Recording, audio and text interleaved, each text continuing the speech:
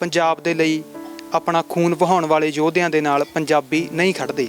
ਇਹ ਸਵਾਲ ਪੰਜਾਬੀਆਂ ਦੇ ਸਾਹਮਣੇ ਅੱਜ ਬਣਦਾ ਹੈ ਜਦੋਂ ਤੁਹਾਨੂੰ ਭਾਈ ਬਲਵਿੰਦਰ ਸਿੰਘ ਜਟਾਣਾ ਜੀ ਦੇ ਸਖੇ ਭਰਾ ਉਹਨਾਂ ਦੇ ਨਾਲ ਮਿਲਾਵਾਂਗੇ। ਉਹਨਾਂ ਦੇ ਪਰਿਵਾਰ ਦੇ ਫਿਰ ਉਹ ਤੋਂ ਬਾਅਦ ਉਹ ਰੋਪੜ ਕਾਲਜ 'ਚ ਵੀ ਪੜ੍ਹੇ ਨੇ ਅਤੇ ਫਿਰ ਮੋਹਾਲੀ ਕਾਲਜ ਤੋਂ ਉਹਨਾਂ ਨੇ MA ਦੀ ਕਰੀ ਹੈ।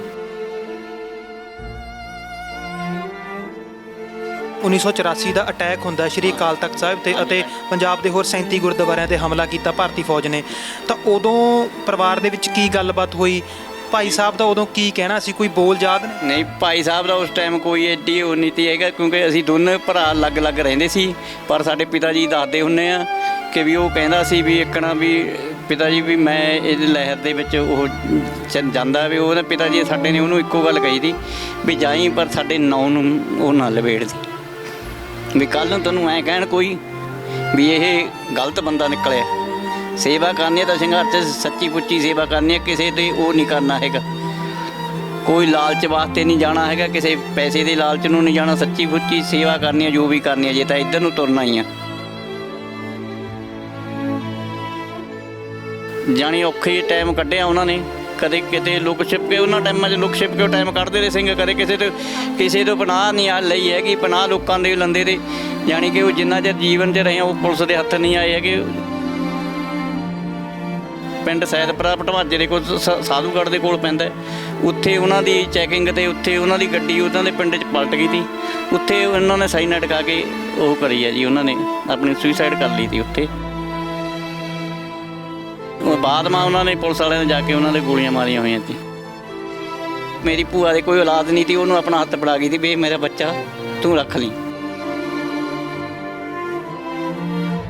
ਇਸ ਟਾਈਮ ਵਿਆਹ ਹੋਇਆ ਨਾ ਪਿੰਡ ਘੰਗਰਾਲੀ ਸਿੱਖਾਂ ਵਿਖੇ, ਉਸ ਟਾਈਮ ਪੁਲਿਸ ਨੇ ਘੇਰਾ ਸਾਡੇ ਨੰਦ ਹੋਣ ਦਿੱਤੇ ਨੇ। ਪੁਲਿਸ ਨੇ ਇਹਨਾਂ ਨੂੰ ਚੰਡੀਗੜ੍ਹ ਚੱਕ ਕੇ ਲੈ ਗਈ ਸੀ ਜੀ। ਭਾਈ ਸਾਹਿਬ ਇਸ ਲਹਿਰ ਦੇ ਵਿੱਚ ਆਏ ਤਾਂ ਉਦੋਂ ਪਰਿਵਾਰ ਦੇ ਨਾਲ, ਤੁਹਾਡੇ ਨਾਲ ਪੁਲਿਸ ਨੇ, ਸਿਸਟਮ ਨੇ, ਸਰਕਾਰ ਨੇ ਕਿਸ ਤਰ੍ਹਾਂ ਦਾ ਵਤੀਰਾ ਕੀਤਾ? ਕੀ ਕੁਝ ਚੱਲਿਆ? ਬਹੁਤ ਘਟੀਆ ਵਤੀਰਾ ਕਰਦੇ ਤੇ ਪੁਲਿਸ। ਸਰਹੰਦ CI ਸਟਾਫ ਵਾਲੇ ਲੈ ਕੇ ਮੈਨੂੰ ਚੱਕ ਕੇ ਉਹਨਾਂ ਨੇ ਬਹੁਤ ਕੁੱਟਿਆ ਮਾਰਿਆ। ਉਸ ਤੋਂ ਬਾਅਦ ਪਟਿਆਲਾ ਦੇ ਸਰਜੀਤ ਸਿੰਘ ਗਰੇਵਾਲ ਉਹ ਸਾਨੂੰ ਚੱਕ ਕੇ ਲੈ ਗਿਆ, ਉਹਨਾਂ ਨੇ ਬਹੁਤ ਕੁੱਟਿਆ ਮਾਰਿਆ ਮੇਰੇ ਤੇ, ਬਹੁਤ ਦਿਨ ਰਾਤ 24 ਘੰਟੇ ਤਸ਼ੱਦਦ ਕਰਿਆ ਉਹਨਾਂ ਨੇ, ਬਹੁਤ ਜ਼ਿਆਦਾ ਤਸ਼ੱਦਦ ਕਰਿਆ ਕਿ ਵੀ ਮੈਨੂੰ ਛੋਟਾ ਜਿਹਾ ਜਵਾਕ ਵੀ ਧੱਕਾ ਮਾਰ ਦਿੰਦਾ ਤਾਂ ਵੀ ਮੈਂ ਗਿਰ ਜਾਂਦਾ ਤਾ। ਜਿਵੇਂ 2-3 ਸਾਲ ਦਾ ਬੱਚਾ ਤਾਂ ਮੈਨੂੰ ਕੋਈ ਆ ਕੇ ਧੱਕਾ ਮਾਰ ਦੇਵੇ ਤਾਂ ਮੈਂ ਇੰਨਾ ਆਪਣੀਆਂ ਲੱਤਾਂ 'ਤੇ ਖੜਾ ਨਹੀਂ ਤਾਂ ਹੋ ਸਕਦਾ, ਤਾਂ ਵੀ ਮੈਂ ਗਿਰ ਜਾਂਦਾ ਤਾ ਆਪਣੀਆਂ 'ਤੇ। ਇਸ ਗੱਲ ਦੀ ਗਵਾਹੀ ਸਾਡੇ ਪਿੰਡ ਦੇ ਬੱਚੇ ਨੂੰ ਪੁੱਛ ਲਓ, ਮੁਸਤਫਾਬਾਦ ਦੇ ਨੂੰ, ਕਿਸੇ ਨੂੰ ਵੀ ਪੁੱਛ ਲਓ ਵੀ ਇਹ ਜਿਹਾ ਇੰਨਾ ਤਸ਼ੱਦਦ ਕੋਈ ਸਹਿ ਨਹੀਂ ਸਕਦਾ। ਇੰਨਾ ਤਸ਼ੱਦਦ ਉਹਨਾਂ ਨੇ ਕਰਿਆ, 24 ਘੰਟੇ ਮੇਰਾ ਰਿਮਾਂਡ ਲਿਆ ਉਹਨਾਂ ਨੇ।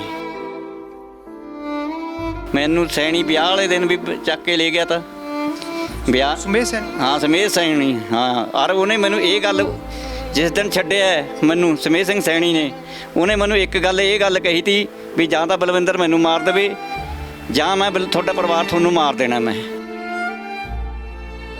ਉਹਨੇ ਇਹੀ ਗੱਲ ਕਹੀ ਤੀ ਵੀ ਬਲਵਿੰਦਰ ਨੂੰ ਇੱਕ ਸੁਨੇਹਾ ਦੇ ਦੀ ਮੇਰਾ। ਮੈਂ ਕਿਹਾ ਮੈਂ ਇਹ ਸੁਨੇਹਾ ਕਿਸੇ ਨੂੰ ਨਹੀਂ ਦੇਣਾ ਹੈਗਾ। ਉਹਨਾਂ ਦਾ ਸੁਨੇਹੇ ਦਾ ਟ੍ਰਿਕ ਤਾਂ ਵੀ ਇਹ ਜੇ ਸੁਨੇਹਾ ਦਊਗਾ ਤਾਂ ਸਾਨੂੰ ਪਤਾ ਲੱਗ ਜੂਗਾ ਵੀ ਇਹ ਬਲਵਿੰਦਰ ਦੇ ਇਹਦੇ ਕੋਲ ਆਉਂਦਾ ਜਾਂਦਾ ਜਾਂ ਨਹੀਂ।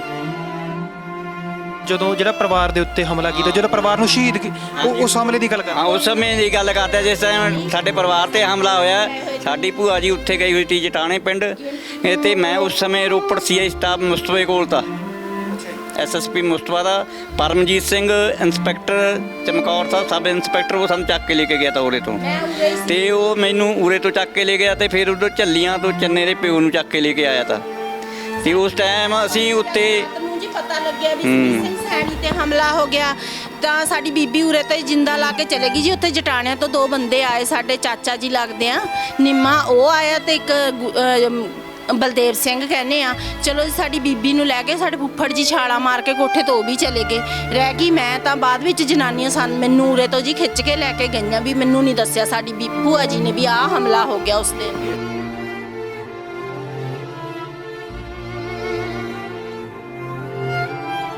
ਨਹੀਂ ਜੀ ਮੈਨੂੰ ਨਹੀਂ ਚੱਕਿਆ ਜੀ, ਮੈਨੂੰ ਉਰੇ ਪਿੰਡ ਦਿਆਂ ਨੇ ਜੀ ਜਨਾਨੀਆਂ ਨੇ ਲੁਕੋ ਲਿਆ ਕੱਢ ਕੇ। ਹਾਂਜੀ ਸਾਡੇ ਮੇਰੇ ਪੇਕਿਆਂ ਦੀਆਂ ਲੇਡੀਜ਼ ਸੀਗੀਆਂ ਜੀ ਉਰੇ ਰਹਿੰਦੀਆਂ, ਉਹਨਾਂ ਨੇ ਚਲੋ ਜੀ ਬੜਾ ਔਖਾ ਉਰੇ ਤੋਂ ਕੱਢ ਕੇ ਲੈ ਗਈਆਂ। ਪਿੰਡ 'ਚ ਕਿਸੇ ਨੇ ਨਹੀਂ ਬਾੜਿਆ, ਇੱਕ ਘਰ ਉਹਨਾਂ ਨੇ ਰੱਖਿਆ ਜੀ। ਸਵੇਰੇ ਫਿਰ ਇਹਨਾਂ ਨੂੰ ਛੱਡਿਆ ਤਾਂ ਹਾਂਜੀ ਮੇਰੇ ਫਾਦਰ ਆ ਗਏ ਲਿਜਾਂਦੇ ਸੀ, ਫਿਰ ਇਹ ਵੀ ਆ ਗਏ ਉਧਰ। ਮੈਨੂੰ ਬੜਾ ਔਖਾ ਜੀ, ਉਰੇ ਤੋਂ ਇੱਕ ਰਾਤ ਪਿੰਡ ਦਿਆਂ ਨੇ ਮਸਾ ਕਟਾਈ ਤੇ ਦੂਸਰੇ ਦਿਨ ਆ ਕੇ ਇਹ ਲੈ ਕੇ ਗਏ ਪਿੰਡ ਜਟਾਣੇ ਮੈਨੂੰ ਜੀ। ਉਸ ਟਾਈਮ ਸਾਡੀ ਫੈਮਿਲੀ ਸਾਰੀ ਜੀ ਮਾਰਤੀ ਸੀਗੀ, ਬੀਬੀ ਵੀ ਸਾਡੀ ਉੱਥੇ ਸੀ, ਬੇਬੇ ਸੀ ਸਾਡੀ, ਮਾਸੀ ਸੀ, ਇੱਕ ਭੈਣ ਸੀਗੀ ਜੀ ਉਹਨਾਂ ਦੀ, ਉਹ ਵੀ ਮਾਰਤੇ ਸੀ ਸਾਰੇ। ਭਾਣਜਾ ਸੀ ਇੱਕ ਸਾਡਾ ਹੀ, ਉਹਨਾਂ ਨੂੰ ਮਾਰਤਾ ਥਾ ਜੀ। ਮੈਂ ਤਾਂ ਮੇਰੇ ਜਾਂਦੀ ਨੂੰ ਤਾਂ ਸੰਸਕਾਰ ਕਰਤਾ ਸੀਗਾ ਜੀ। ਟੌਰਚਰ ਕਿਸ ਢੰਗ ਦਾ ਟੌਰਚਰ ਕਰਦੇ ਸੀ? ਉਸ ਟਾਈਮ ਤਾਂ ਜੀ ਬਸ ਪੁੱਛੋ ਹੀ ਨਾ ਤੁਸੀਂ। ਉਹ ਤਾਂ ਕਹਿੰਦੇ ਤੂੰ ਬੱਚੇ ਚੱਕਣੇ ਵਾਲੀਆਂ ਨੌ ਲਾਤਾ। ਮੇਰੇ ਤਾਂ ਬਹੁਤ ਜ਼ਿਆਦਾ ਕਟਾਈ ਹੋਈ ਹੈ। ਬੱਟ ਮਾਰਿਆ ਹੋਇਆ ਹਜੇ ਵੀ ਆ ਨਾ, ਇਹਨੇ ਆ ਗਰਦਨ ਦੇ ਪਿੱਛੇ ਪੁਲਿਸ ਦੇ ਬੱਟ ਮਾਰਿਆ ਹੋਇਆ ਆ, ਹਜੇ ਵੀ ਇਹਦੇ ਨਿਸ਼ਾਨ ਹਜੇ ਵੀ ਹੈਗਾ ਇਹ। ਇਹ ਜਿਹੜਾ ਸੋਜਾ ਆਇਆ ਹੋਇਆ ਇਹ ਉਦੋਂ ਦਾ ਹੀ? ਉਹ ਉਦੋਂ ਦਾ ਹੀ ਆ ਜੀ, ਇਹਦੇ ਸੋਜਾ ਆਇਆ ਹੋਇਆ, ਇਹ ਨਹੀਂ ਹਟਿਆ ਹੈਗਾ। ਬਹੁਤ ਪੁਲਿਸ ਨੇ ਬੱਟ ਮਾਰਿਆ ਰਫਲ ਦਾ, ਇਹਦੇ ਬੱਟ ਮਾਰਿਆ ਜਦ ਤੋਂ ਇਹ ਸੋਜਾ ਨਹੀਂ ਹਟਿਆ। ਬਹੁਤ ਦਵਾਈਆਂ ਵੀ ਘੱਲਾ ਲੀਆਂ, ਇਹਨੂੰ ਦਿਖਾਇਆ ਵੀ, ਹੁਣ ਵੀ ਅਸੀਂ ਦਿਖਾ ਕੇ ਆਏ ਤੇ, ਪਰ ਇਹ ਪਰ ਦਵਾਈ ਕੋਈ ਕੰਮ ਨਹੀਂ ਕਰਦੀ ਹੈਗੀ, ਕੁਝ ਨਹੀਂ ਹੁੰਦਾ ਹੈਗਾ, ਇੱਕਣਾ ਹੀ ਇਹ ਰਹਿੰਦਾ। ਬਸ ਕਈ ਵਾਰ ਬਹੁਤ ਤਕਲੀਫ ਕਰਦਾ ਇਹਨਾਂ ਨੂੰ ਬਹੁਤ। ਇਹ ਜੋ ਵੀ ਜਾਣੀ ਸਾਡੀ ਬਾਪ ਦੀ ਪ੍ਰਾਪਰਟੀ ਸੀ ਬਲਵਿੰਦਰ ਦੇ ਮਨ ਤੋਂ ਬਾਅਦ ਵੀ, ਉਹ ਵੀ ਸਾਨੂੰ ਨਹੀਂ ਮਿਲੀ ਹੈਗੀ। ਉਹ ਸਾਡੇ ਬਾਪ ਦੀ ਪ੍ਰਾਪਰਟੀ ਵੀ ਉਹਨਾਂ ਨੇ ਸਾਡੇ ਚਾਚੇ ਦੇ ਨਿਆਣਿਆਂ ਨੂੰ ਸਾਂਭ ਲਈ ਸਾਰੀ। ਤੁਹਾਡੇ ਤਸ਼ੱਦਦ ਹੋਇਆ, ਇਹ ਮਹਿਲਾ ਪੁਲਿਸ ਨੇ ਕੀਤਾ ਜਾਂ ਮਰਦਾਨਾ ਪੁਲਿਸ ਨੇ ਕੀਤਾ? ਮਰਦਾਨਾ ਨੇ ਕੀਤਾ ਜੀ ਉਸ ਟਾਈਮ ਖੰਨੇ ਮੇਰੇ ਤੇ। ਸਾਡੇ ਤੇ ਤਸ਼ੱਦਦ ਹੋਏ ਆ ਜਿਹੜੇ ਸਾਨੂੰ ਪਤਾ ਹੀ, ਸਾਡੇ ਨਾਲ ਇਹਦੇ ਨਾਲ ਅਸੀਂ ਮਰ ਜਾਂਦੇ ਨਾ ਤਾਂ ਚੰਗੀ ਗੱਲ।